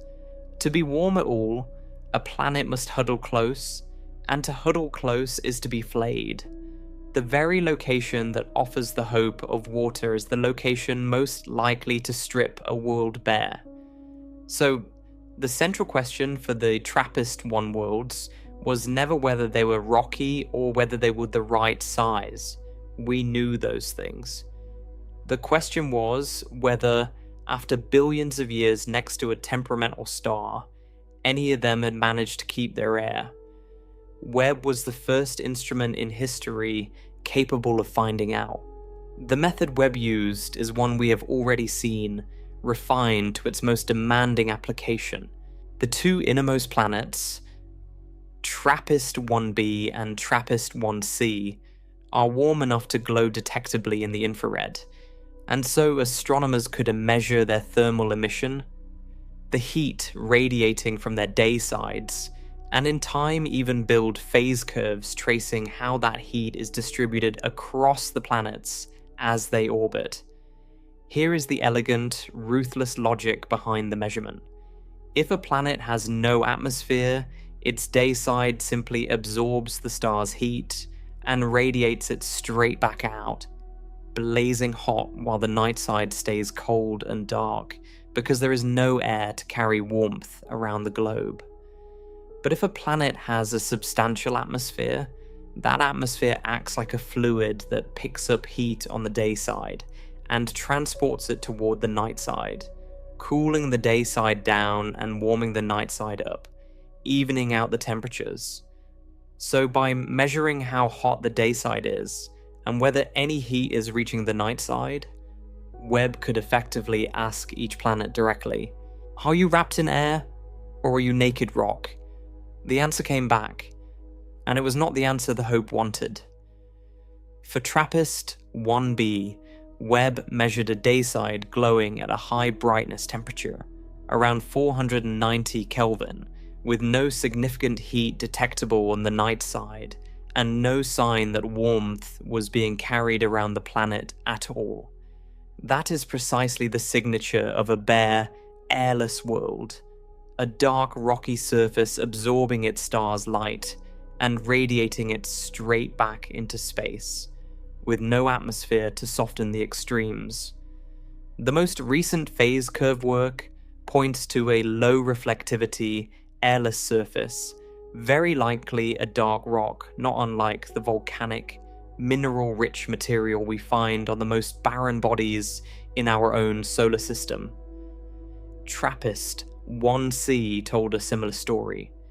Its dayside is cooler, around 370 Kelvin, but it too shows a cold night side and the same fundamental pattern, with the models strongly disfavoring any substantial atmosphere. For both planets, atmospheres with surface pressures anything like Earth's, anything thick enough to matter, are now firmly ruled out by the data. These two worlds, in the most studied, potentially temperate system we know, are not gentle cousins of Earth. They are exposed stone, stripped down to the rock, their air either lost to the star long ago or never held in the first place. It is important to be exact about the boundaries of this result, because the honesty is, as always, part of the weight of it. Webb did not photograph a barren surface. It measured the heat radiating from these planets and the distribution of that heat, and from those measurements, it concluded the absence of any thick atmosphere. The conclusion that the planets are airless rock is the interpretation that best fits the data. Robustly so for the thickest atmospheres, which are now excluded. There remains genuine, active scientific debate at the edges. For TRAPPIST-1b, some researchers have proposed that a thin, hazy atmosphere rich in carbon dioxide, with an unusual temperature structure, could in principle also fit some of the observations, and that possibility has not been entirely eliminated. For TRAPPIST-1c, the data leaves room for a tenuous, thin atmosphere or simply a more reflective bare surface. The scientists themselves are careful to say that more observations are needed to settle the finer points. But the headline result is not in serious doubt, and it is sobering. The most promising rocky worlds we had, the ones we most wanted to be Earth-like, appeared to be airless, or very nearly so. The right size and the right neighborhood were never enough.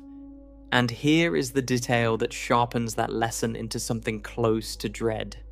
TRAPPIST-1b and c, the two worlds Webb has read most clearly, are not the planets anyone was truly hoping for. They are the innermost two, the closest to the star, the hottest, and for exactly those reasons the easiest to measure. Because a hotter planet glows more brightly in the infrared and gives the telescope more light to work with. They were never the prize.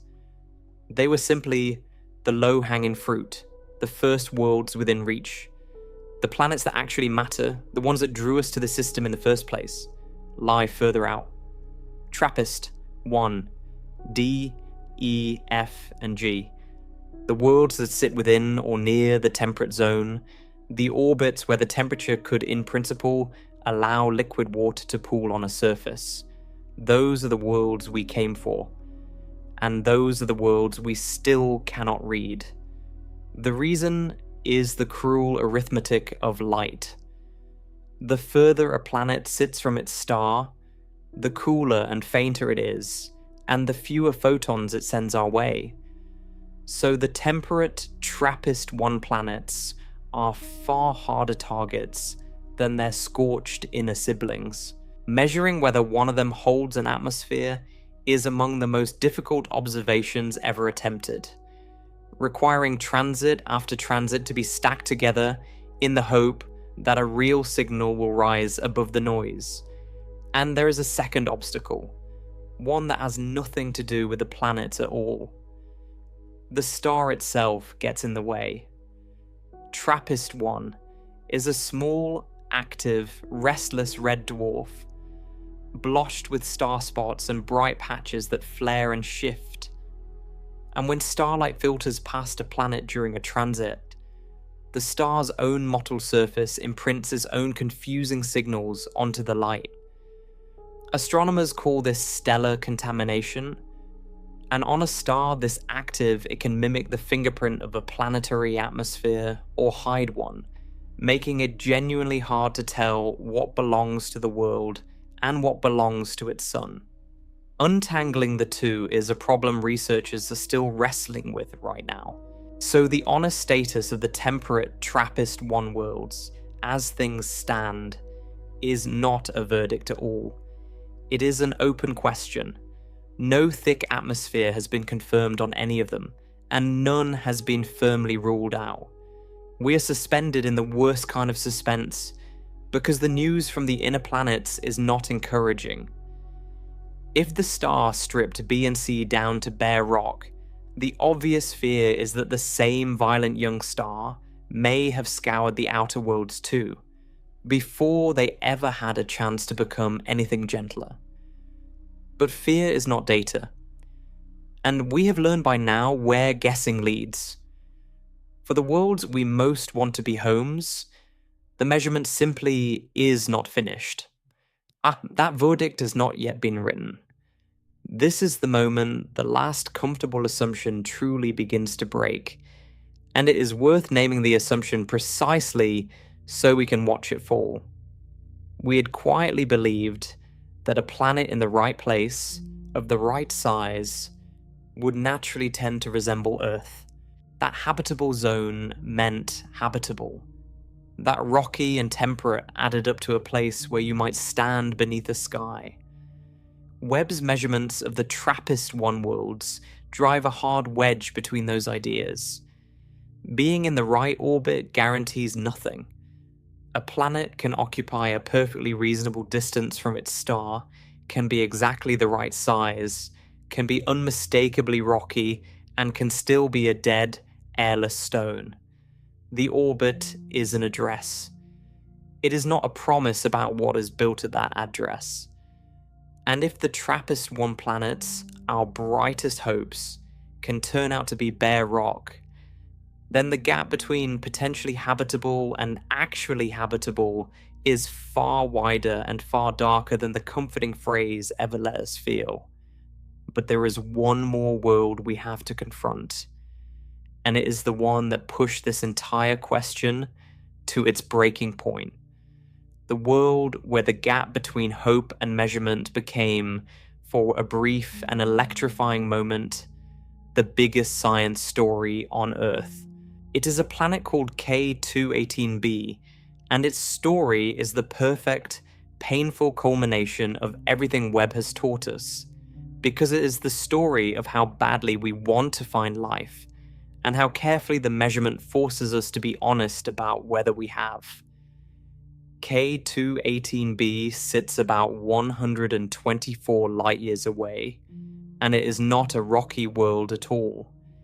It belongs to a category we do not even have in our own solar system, a class of planet larger than Earth but smaller than Neptune, often called a sub-Neptune. K218b is several times the mass of Earth, wrapped in a thick, hydrogen-rich atmosphere, and crucially, it orbits in the temperate zone of its cool red dwarf star. the range where, in principle, the temperatures could permit liquid water. That combination led to a tantalizing idea. Some researchers proposed that beneath its hydrogen atmosphere, K218b might harbor a vast ocean of liquid water, a planet-spanning sea, and they gave this hypothetical kind of world a name that practically glowed with promise. A Hycean world, a portmanteau of hydrogen and ocean, a warm water world under a hydrogen sky. It was, once again, exactly the kind of beautiful picture our imaginations love to paint. And then Webb looked, and for a while the picture seemed to be coming true. The first Webb observations of K218b, reported in 2023, did find real and important things. The telescope detected methane and carbon dioxide in the planet's atmosphere. Both read as genuine fingerprints in the filtered starlight, and the presence of those molecules together was consistent with, though not proof of, the ocean world idea. That alone was a significant result, but buried in the same data was something far more provocative, a faint, low-confidence hint of another molecule, a gas called dimethyl sulfide. And dimethyl sulfide is not just any molecule. On Earth, it is produced almost entirely by life, by marine organisms, by phytoplankton in the oceans. It is what is called a biosignature, a gas whose presence, if confirmed, would be extraordinarily difficult to explain without invoking living things. The hint was weak, and the researchers were cautious, but the implication was staggering. A possible sign of life in the atmosphere of a temperate ocean world, read by the most powerful telescope ever built. Then, in April of 2025, the same team announced new observations, this time in the mid-infrared with a different instrument, and reported that they had found spectral features consistent with dimethyl sulfide and a closely related molecule, dimethyl disulfide, at a confidence level they described as around 3 sigma. In the language of statistics, 3 sigma is a real signal. Suggestive, though not yet conclusive, the kind of result that demands to be taken seriously. The announcement detonated across the world. Headlines everywhere proclaimed that scientists had found the strongest hint yet of life beyond Earth. For a few extraordinary days, it genuinely seemed possible that humanity had, at last, caught the chemical whisper of an alien biosphere drifting in the light of a distant star. The label Hycean world had grown in the public imagination into something close to inhabited world. It was the moment the entire search had been building toward. And then the rest of the scientific community did what science is supposed to do. It checked. And the checking is where the story turns, and where it teaches us the deepest lesson of all about what it means to truly measure a distant world. Multiple independent teams of researchers took the publicly available web data on K218b and reanalyzed it from scratch using their own methods, their own techniques for cleaning the data and reading the spectrum. And what they found, again and again, was that the evidence for dimethyl sulfide simply did not hold up. One team after another reported the same conclusion. The methane detection was solid. That molecule was really there.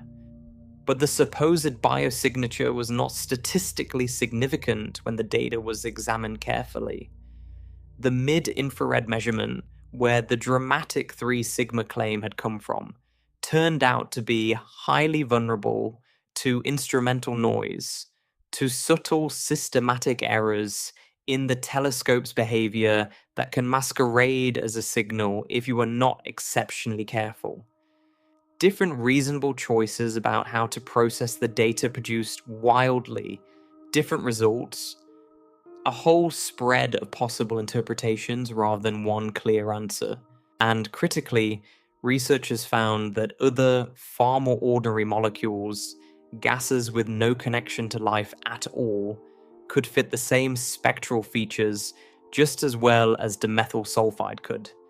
The signal that had electrified the world was, on closer inspection, indistinguishable from noise and from mundane chemistry. A NASA-led analysis and a series of independent studies converged on the same sober verdict. There is, as yet, no statistically significant evidence for a biosignature in the atmosphere of K218b. The methane and carbon dioxide are real. The dimethyl sulfide is not established. The community has, by and large, set the biosignature claim aside, not out of hostility but out of rigor, because the evidence did not meet the standard that a discovery of this magnitude would require. The hope was not crushed by a rival theory or a competing dream. It was dissolved by careful measurement, by the simple, relentless act of asking whether the signal was truly there, and finding that it was not solid enough to support the weight that had been placed upon it. Sit with what that sequence actually means, because it is the very heart of this entire story. K218b did not become hostile. It did not turn into a lava world or a sky of sand. It became something in some ways more unsettling. It became ambiguous. It became a world that resists our questions, that offers a hydrogen sky and a hint of carbon chemistry and a possible ocean and a tantalizing whisper that might be life or might be nothing, and refuses to resolve into any clean answer at all. The Hycean world, the warm ocean under a hydrogen heaven, the planet that for a moment seemed to be breathing with life, is in the cold light of measurement an environment we cannot yet characterize, a place that wears the most hopeful labels we have and then declines to confirm a single one of them. Webb did not make K218b more horrifying by finding a nightmare there.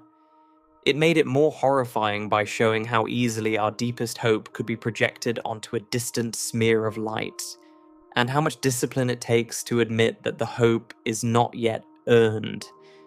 And so we arrive at the end of this journey, at the deeper truth that has been forming beneath every individual world. And here, only here, it is worth stepping back from the planets themselves to ask what all of this has actually done to us. Because the most important thing Webb has changed is not any single fact about any single planet. It is the relationship between human imagination and cosmic reality. For all of history before this telescope, alien worlds belonged to the imagination, because the imagination was all we had. We had dots, ripples, 3 numbers, and an act of hope. And into that emptiness we poured our longing for company, our wish that the universe might be full of places like the one we know. We made other Earths because we needed them to exist, and nothing in the data was detailed enough to tell us we were wrong. The planets were screens onto which we projected home, and then Webb began to read the light itself, the chemistry and the heat and the weather written into beams that had travelled for centuries to reach us. And one by one the projections fell away, and the real world stepped forward in their place. A lava planet breathing a poison it cannot keep. A giant of eternal fire and rock-clouded night, where the wind erases molecules. A world being chemically rebuilt by the ultraviolet glare of its sun. A swollen giant with a sky full of glass. A young world wrapped in storms of sand. Rocky planets in the right orbits that turned out to be airless stone. An ocean world that offered us a whisper of life, and then took it back. This is the thing to understand. The real meaning of everything we have seen. Webb has not made alien planets more horrifying by discovering one terrible world among many gentle ones. It has done something stranger and more profound. It has revealed how many genuinely different ways a planet can become utterly unlike home. Hostility, it turns out, is not a single condition. It is a vast and varied landscape. A world can be hostile by being molten, or by being locked between fire and ice, or by being poisoned by its own starlight, or by raining crystal, or by storming with sand, or by being stripped to naked rock, or simply by being so ambiguous that it will not let us claim it as a home, no matter how badly we want to. These are not variations on a single theme of very hot. They are entirely separate forms of strangeness, each one a different answer to the question of what a planet can be, and almost none of them an answer we would have invented on our own. And here is the part that should genuinely change how you look at the night sky. As these worlds have become more real, they have become less familiar, and those two things have happened together, inseparably, as a single process. The better we see, the stranger the universe looks. Every increase in the precision of our instruments has not brought the cosmos closer to our expectations. It has carried it further away. We did not measure these planets and find a galaxy of gentle Earths waiting for us. We measured them and found a profusion of environments more extreme, more varied, and more alien than the careful labels of size and temperature and orbit ever suggested. The dots we once filled with hope have become real places, and the real places are not what the hope imagined. They are themselves, vividly and specifically and often violently themselves, and they owe us nothing, least of all resemblance. It would be a mistake to take from this that the universe is uniformly cruel, or that Earth is alone, or that life exists nowhere else. Webb has not shown any of those things, and the honest scientist is the first to say so. We have examined only a handful of worlds out of the countless billions that fill our galaxy, and we have examined them with instruments that, for all their power, can read only the brightest, the hottest, the most accessible atmospheres, leaving the vast majority of planets still beyond our reach. The hostile worlds we have met are not proof that all worlds are hostile. They are proof of something more modest and more important. They are proof that we can no longer guess. The era of projecting home onto distant dots is over, ended by a telescope that insists on measurement instead of imagination. And what that telescope has shown us in its first few years is that the real worlds are stranger than we dared to dream when dreaming was all we could do. And Webb, for all that it has done, is only the opening of this new chapter, not the close of it. It was never designed to be the instrument that finally settles the question of whether we are alone. It is the Pathfinder, the first machine sensitive enough to turn distant worlds into measured environments at all, and in doing so, it has taught us, sometimes painfully, exactly how hard the real work is going to be. The K2-18b episode was not only a story about one ambiguous planet, it was a lesson in the standard of proof that this kind of discovery demands, a standard so exacting that the most powerful telescope ever built could not, on its own, meet it for a world that far away. That lesson is now being built into the machines that will come after. There are observatories on the drawing board and under construction designed for precisely the task Webb strains against. Among them is a planned flagship space telescope, the Habitable Worlds Observatory, conceived from the very beginning to do the one thing Webb can barely attempt: to block out the blinding light of a star and capture the faint glow of a small, rocky, temperate world directly, and then to read its air for the chemistry of life with the rigor that the false alarms have taught us to require. Alongside it, a new generation of enormous telescopes is rising on mountaintops here on the ground, with mirrors so vast they will gather light Webb cannot. sharpening our view of the nearest temperate worlds. These instruments do not exist yet, not fully. They are years, and in some cases decades away, and they will inherit a question that Webb has reshaped but not answered. What Webb has done is clear the fog of imagination and replace it with the discipline of measurement, and hand the next builders a galaxy that is harder, stranger, and more honest than the one we thought we were searching. The looking is not finished. It has barely properly begun. The word horrifying in the end does not describe a danger to Earth. None of these planets threatens us. They are unimaginably far away, going about their violent existences in complete indifference to our species. The horror is something quieter and more philosophical than danger. It is the horror of recognition. The moment you understand that the comfortable picture you carried was never real, that the universe was always going to be itself rather than a reflection of your hopes, and that the act of truly seeing it means surrendering the warm, familiar story you told yourself in the dark.